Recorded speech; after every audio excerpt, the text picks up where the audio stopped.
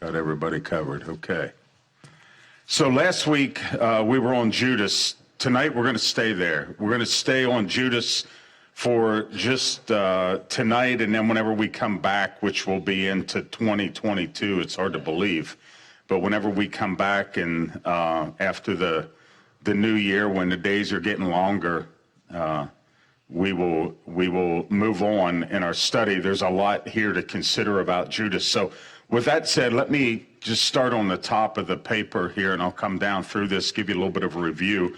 Last week in our study of Acts, we were looking at Judas and the need to replace him after his death. Let me read 15 through 20 of Acts chapter 1. You can open your Bible there. We'll just touch briefly on this, and then we'll move on to where we're going tonight. It says that in those days, that was the days in which the disciples were gathered in Jerusalem waiting for the Spirit. In those days, Peter stood up in the midst of the disciples and said the number of names together were about 120. Men and brethren, this scripture must needs have been fulfilled, which the Holy Ghost by the mouth of David spake before concerning Judas, which was guide to them that took Jesus. For he was numbered with us and had obtained part of this ministry. Now this man purchased a field with the reward of iniquity, and falling headlong, he burst asunder in the midst, and all his bowels gushed out. And it was known unto all the dwellers at Jerusalem, insomuch as that the field is called in their proper tongue Akeldama, that is to say, the field of blood. For it is written in the book of Songs, let his habitation be desolate, let no man dwell therein, in his bishopric let another take. So that's where we were at last week in that, and we were there Sunday morning briefly too. But let me go back to your paper. Watch what I have here. We also got into his life, and that would be the life of Judas, and looked at how close he walked beside the Lord. Just real quick, Matthew 10, 1 through 7, which is kind of a shock to us, but it says this, and when he had called unto him, that was when Jesus had called unto him, his 12 disciples, he gave them power against unclean spirits to cast them out, and to heal all manner of sickness and all manner of disease. Now the names of the 12 apostles are these: the first Simon, who is called Peter, and Andrew his brother, James the son of Zebedee, and John his brother, Philip, Bartholomew, Thomas, and Matthew the publican, James the son of Alphaeus, and Lebbaeus, whose surname was Thaddeus, Simon the Canaanite, and Judas Iscariot, who also betrayed him. These 12 Jesus sent forth and commanded them, saying, Go not unto the way of the Gentiles, and into any city of the Samaritans enter ye not, but go rather to the lost sheep of the house of Israel. And as you go, preach, saying, the kingdom of heaven is at hand. So those were really the main thrust of where we were last week, the meat, if I could say it that way, of the message. But in that, if I keep reading your paper, it says in this text, we were able to see that Judas was empowered to do miracles, and he also preached of the coming kingdom. That's how close he walked with the Lord. That's what we talked about last week. That's what we talked about Sunday. And there's a huge warning in that people can get very, very close to the Lord and walk with him and serve him and yet still be lost.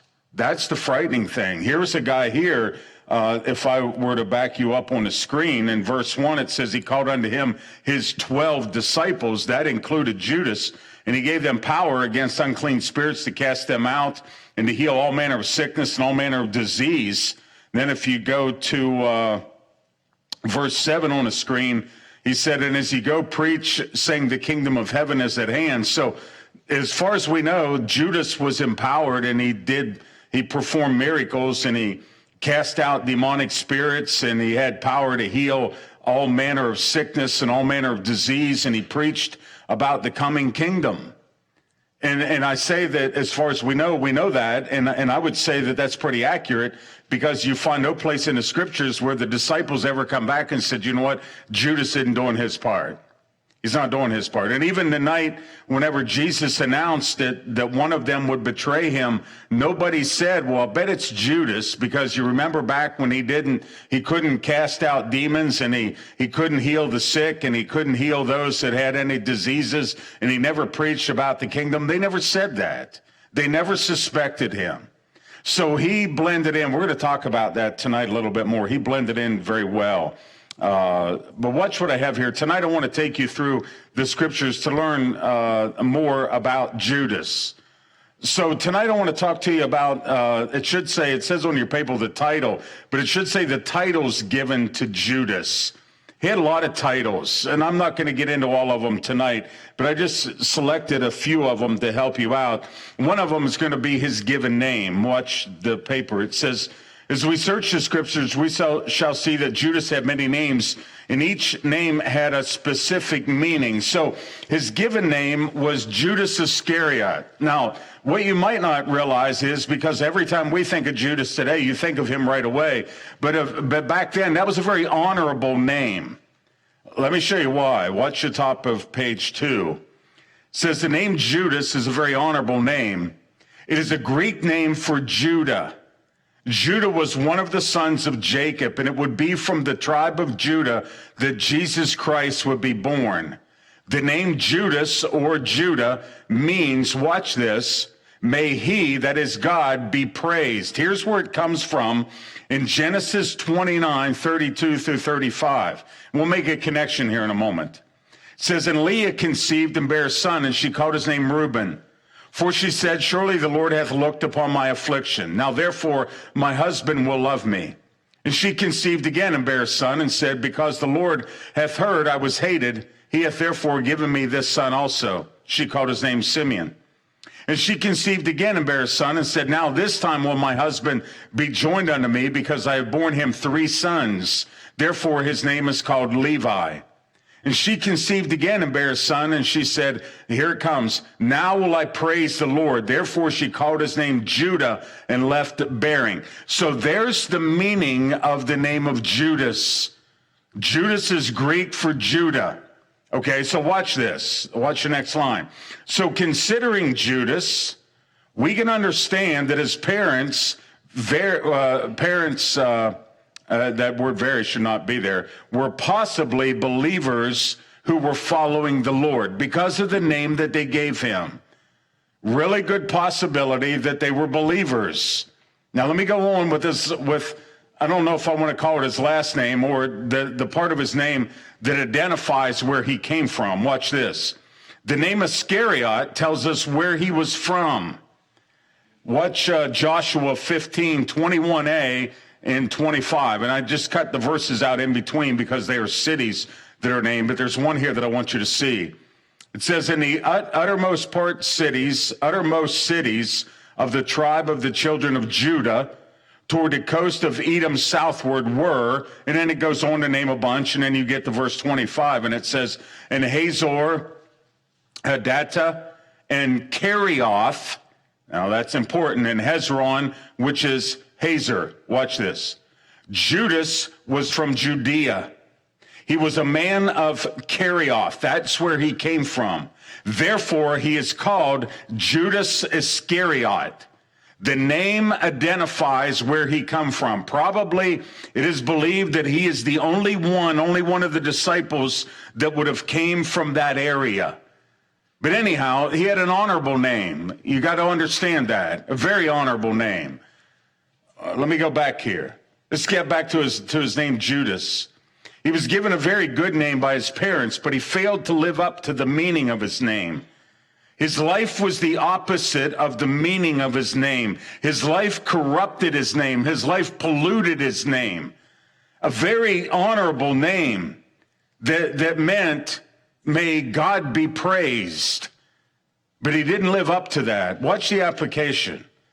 What about us? If we know Jesus Christ is our Savior, then we are called Christians, believers, born-again believers, or followers of Jesus Christ. And there's more than that, but that's a few of them. So I ask this question, does your life complement your name? The scriptural name that fits you. Whether you want to claim Christian, believer, born-again believer, follower of Jesus Christ, the question is, does your life complement your name? Let me go on. Many believers have polluted their name by getting involved in sin or by living a careless and reckless spiritual life. We all need to be reminded as believers, we are here to glorify our God. That's why we are here. And so if you're going to call yourself a Christian, then you need to live in such a way that you are glorifying God with your life. If you are a Christian, you need to live in such a way. Philippians 1:20 and 21, watch it. Paul said, according to my earnest expectation and my hope that in nothing I shall be ashamed, but that with all boldness as always. So now, watch what he says. So now also Christ shall be magnified in my body, whether it be by life or by death. That's an interesting statement. Paul said, my goal is that Christ will be magnified in my body. So I look at Paul and I look at and I look at myself and I say, you know what? Compared to Christ, we are so small. We are so frail. We are so helpless. So how could someone as big as Jesus be magnified in my body? And I'll never forget, years ago, I read an illustration that a guy gave to help us to understand that. He said this, he said, you got to understand, to the rest of the world around us, to many people, Jesus is a distant historical figure, somebody that lived thousands of years ago. He said, but we in our lives, we are like telescopes. And he gave this illustration. He said, consider a star that is millions of miles away. And he said, you take something like a telescope that is so small compared to that star, but whenever somebody views that star through that telescope, that brings that star into focus so that they can see it a whole lot closer, a whole lot clearer. That's the way our lives are to be. That when people look at me, I'm to be like a telescope so that Christ is magnified in my body, whether it be by life or whether it be by death. Paul goes on to say, for me to live is Christ. For me to live is Christ. While I'm alive, he says, I'm going to live and I'm going to magnify Christ with my life. To die is gain. We got to live in a way, I've heard guys say this, I've heard people say this before, make sure you live in a way that the preacher doesn't have to lie at your funeral. That's a really good point. Don't make him get up and say things and have to dig for things to magnify Christ in you. That's that's the bottom line. Make sure that you live in such a way that Jesus Christ is seen in your life. Judas polluted his name. He had a good name. He had an honorable name. May God be praised. It doesn't get any better than that. But he didn't live up to that. We are given the title Christian. Christ-like, that's what that means. We ought to be living up to that name. We should never live in such a way that we pollute or defile that name by any means. So that's the first one, Judas Iscariot. Let me get you to another one. He's called a betrayer. Watch Matthew 26:46. Here's what it says. Jesus' words the night before he was arrested at the Last Supper. He said, rise, let us be going. Behold, he is at hand that doth betray me. So Judas is called the betrayer in the scriptures. So let me get you to the paper. Watch this. The word betray means to hand over or to deliver over. This is exactly what Jesus did. He handed Jesus over to a group of men who then arrested him. Matthew 26:46 through 50. I'm going to show you something in the midst of this in a moment. Watch this. Jesus said, rise, let us be going. Behold, he is at hand that doth betray me. And while he yet spake, lo, Judas, one of the 12, came. With him a great multitude with swords and staves from the chief priests and elders of the people. Now he that betrayed him gave them a sign, saying, whomsoever I shall kiss, that same is he, hold him fast. And forthwith he came to Jesus and said, hail, master, and kissed him. And Jesus said unto him, friend, wherefore art thou come? Then came they and laid hands on Jesus and took him. Betrayed with a kiss. Watch your paper. Judas was very good at covering up who he really was. He was a master at that. I'll give you some examples as we go along. Here in Matthew 26, he used a kiss of love to disguise the rebellion in his heart. This kiss was so sincere that had we been there, we would have never noticed his betrayal. This man was very good at wearing a mask. Notice the words of Chronomacher. Judas came to Jesus like a poisonous viper, a snake hissing forth from a rose bush to pollute the Son of Man with his treacherous kiss. He was hiding behind a mask is what he was doing. He was very good at covering up who he was because the other disciples never suspected it, as you will see as we go through this. Let me go on, and I want to show you his ability to wear a mask of cover-up. In John 6, 3-6, we read this. Then took Mary a pound of ointment of spikenard, very costly, and anointed the feet of Jesus, and wiped his feet with her hair, and the house was filled with the odor of the ointment. Then saith one of his disciples, Judas Iscariot, Simon's son, which should betray him, why was not this ointment sold for 300 pence and given to the poor? You see the mask? See the mask? Watch this. Then he said, not that he cared for the poor, but because he was a thief and had the bag and bare what was put therein. So the bottom line is this. He wanted the money that could have been collected for that costly perfume had it been sold, because then it would have been put in a bag and then he could have skimmed from that money. That's what he wanted. But the mask that he put on was that he cared about the poor. That's the mask. Very good at wearing a mask. Watch this. Watch the next paragraph. Judas had his mask on, and this time his mask gave the impression that he truly cared about the poor. But when he saw Mary pour out the expensive perfume, he was only thinking of the money that could have been gained if the perfume would have been sold and the money put in the bag. He fooled many people as he hid behind the mask, but he never fooled God. Never. The entire time, he never fooled God. God knew what he was like, but he fooled a lot of people. Let me say this. That there are a lot of people in the world today, there are a lot of people in the churches that wear masks. They come in and they have a mask on. You meet them through the week, they slip their mask on. They hide behind the mask.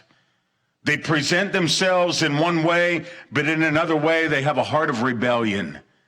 They cover it up. And I will say this, if that is you, you can fool people, but you can never fool God. You will never fool him. Watch Matthew 26. Let me give you another example. 26, 21-25. And as they did eat, he said, verily I say unto you, one of you shall betray me. And they were exceeding sorrowful, and began every one of them to say unto him, Lord, is it I? See that? You see that? Jesus said, one of you is going to betray me. And they all, every one of them, began to say to him, Lord, is it I? Everyone asked him, Lord, is it me? Am I the one that's going to betray you? You see, what I'm saying is they never suspected the real betrayer. They never suspected, because the man was so good at masking what he was really like. He had deceived the disciples. I know that. They gave him the bag to carry the money, and he was a thief, and he masked that very well. They never detected that. They never detected right here that he would be the one that would betray the Lord. Let me go on, verse 23. And he answered and said, he that dippeth his hand with me in the dish, the same shall betray me. The Son of Man goeth as it is written of him, but woe unto that man by whom the Son of Man is betrayed. It had been good for that man if he had not been born. We'll stop right there for a moment. And that's something that we commented on Sunday morning. The fact that Judas' actions brought about the plan of God, but it did not excuse him. It did not justify what he had done. In his betrayal, he would answer for. He would be held accountable for. And Jesus said this, it had been better for that man if he had never been born. I've said this, that in hell, there are different degrees of punishment. In the lake of fire, let me go further. Let me go further to the lake of fire, which people will be cast into after the great white throne judgment. In the lake of fire, there will be different degrees of punishment. Just like in heaven, there are different degrees of reward. So in the lake of fire, there will be different degrees of punishment. I believe the Bible teaches very clearly that the more severe degrees of punishment will be for those who were exposed to the greater amount of truth. That's why Jesus says what he says right here. Verse 24 again, the Son of Man goeth as it is written of him, but woe unto that man by whom the Son of Man is betrayed. It had been better for that man if he had not been born. Why? Because he's going to die in his sins, and his degree of punishment whenever he gets in the lake of fire will be far more severe than many other people, because he walked with the truth. He watched the miracles of Jesus. He heard the teaching of Jesus. He had so many opportunities sitting at the table whenever, let me go on. Watch this. Verse 25. Then Judas said, which betrayed him, answered, and then Judas, which betrayed him, answered and said, Master, is it I? And he said unto him, Thou hast said. Why did he do? Why? Why the announcement at the table? Let me tell you what I think. Jesus was not willing that this man would perish, but that he would repent. And here's an opportunity. Jesus said, one of you sitting at this table is going to betray me. The conviction in the heart of Judas should have crushed him at that time. It should have crushed him. But it didn't. He keeps the mask on. He turns to Jesus, even refers to him as Master, and he says, is it I? Like he doesn't know. See the mask? He's got it on. He wears it well. He's got the rest of them completely deceived. So many opportunities. So many opportunities. That makes me cringe for so many people that sit in churches today and have opportunities to be saved and let them go by, let them keep rolling by. And they know, they wear a mask, they know. They come in with the mask on, they pretend to be one thing, they go back out in the world, and whenever they get alone, they take the mask off, because inside the heart, they've never been changed, and they still have this wicked and this sinful and this corrupt heart. And so they get out in the world, and whenever nobody's looking, they tear the mask off, and they are themselves. Maybe with certain people that know them, but in church and around others, they wear the mask.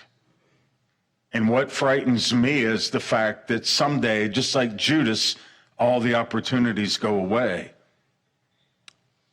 And just like Judas, there will be a great degree of punishment in the lake of fire when it's handed out, because they have been exposed to so much truth.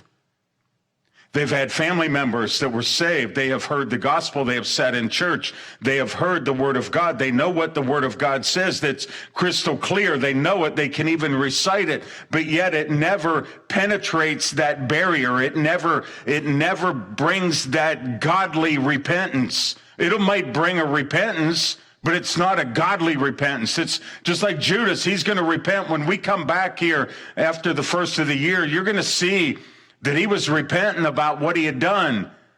And he confessed his sin, but it wasn't to God. It was to the religious leaders whenever he threw the money back in the temple. He had betrayed innocent blood. He realized that.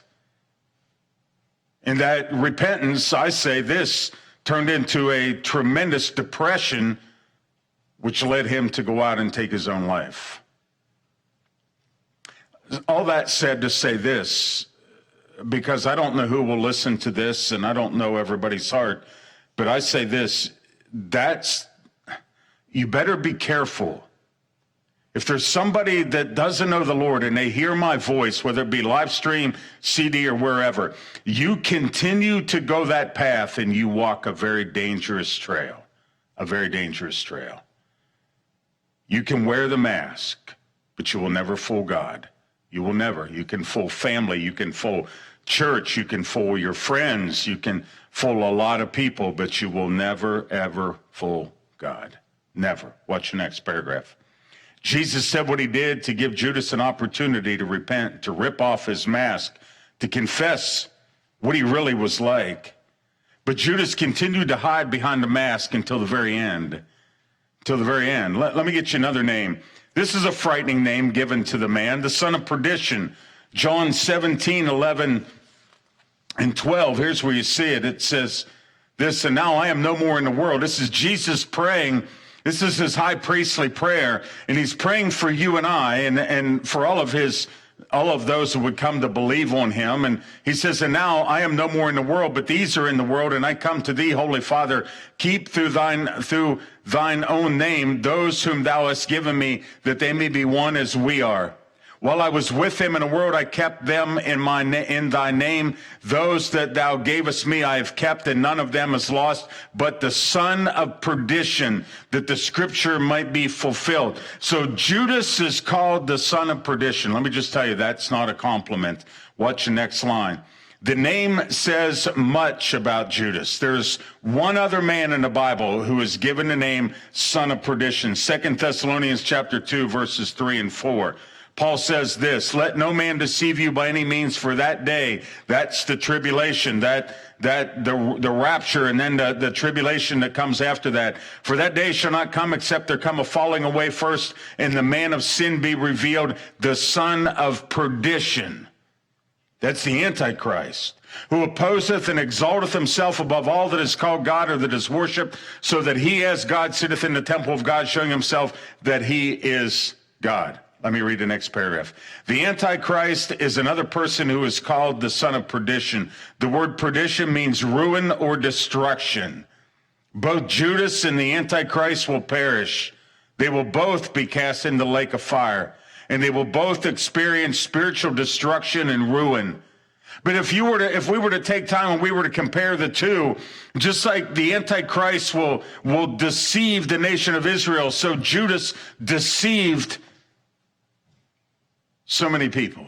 Just like the Antichrist will promise protection to Israel and then break the covenant at the midpoint and hand them over basically to the enemies. So, is that not what Judas did?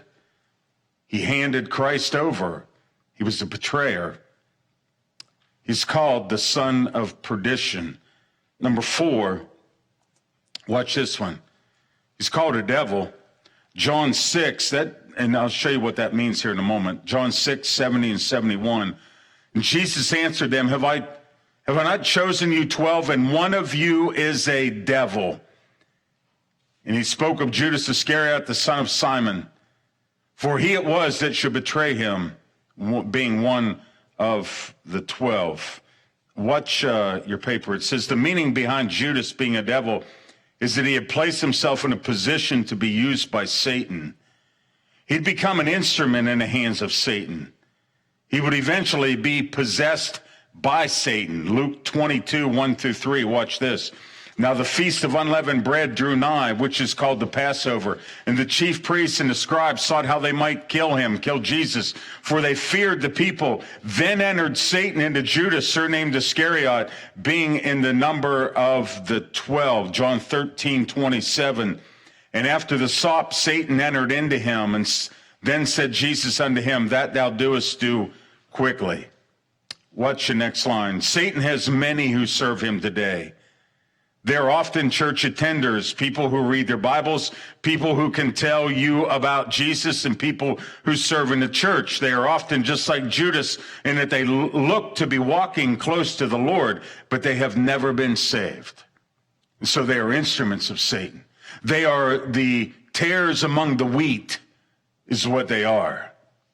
Let me go on. There's no such thing as walking on neutral ground.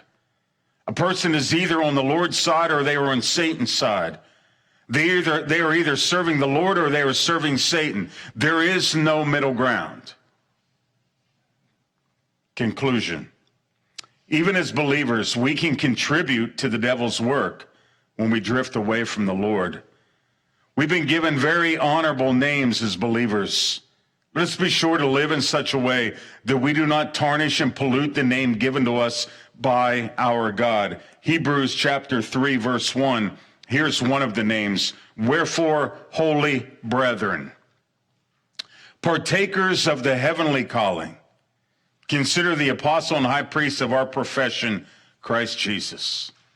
It's one of our names, holy brethren. We are partakers of the heavenly calling, so we are to live in such a way that we make sure that we bring no pollution to the name given to us. We are under a microscope by so many people.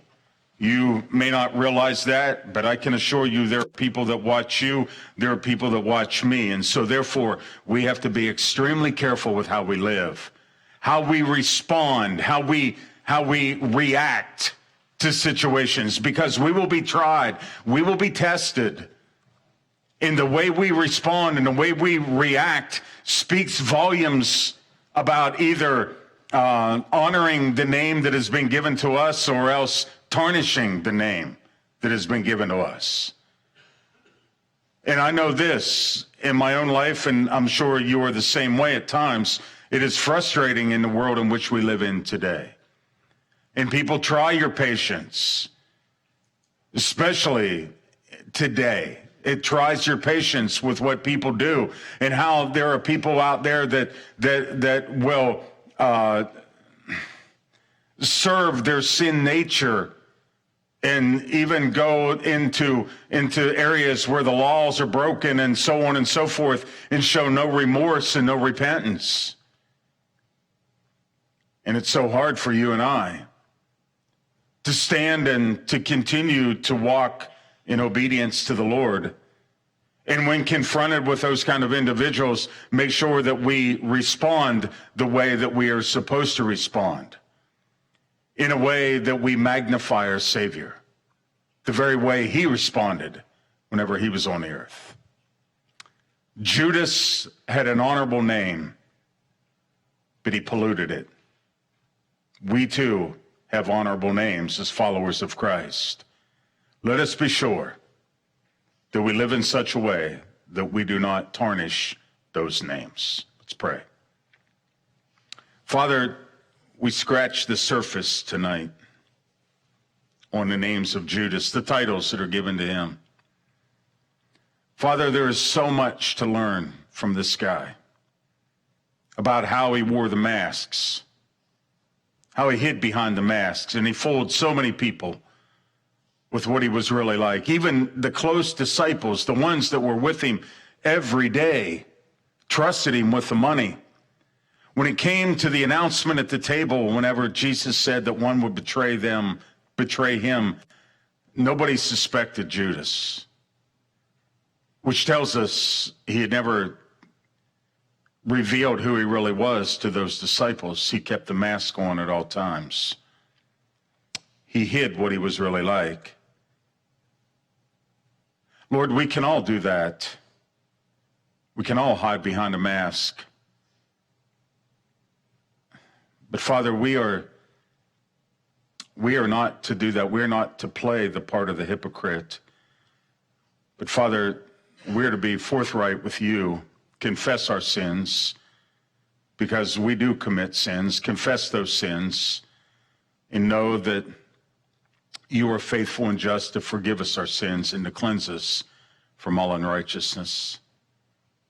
Father, thank you for that. Father, if there be one or more that hear this message and they're not saved, might it prick their hearts to the point that they see their need of Christ.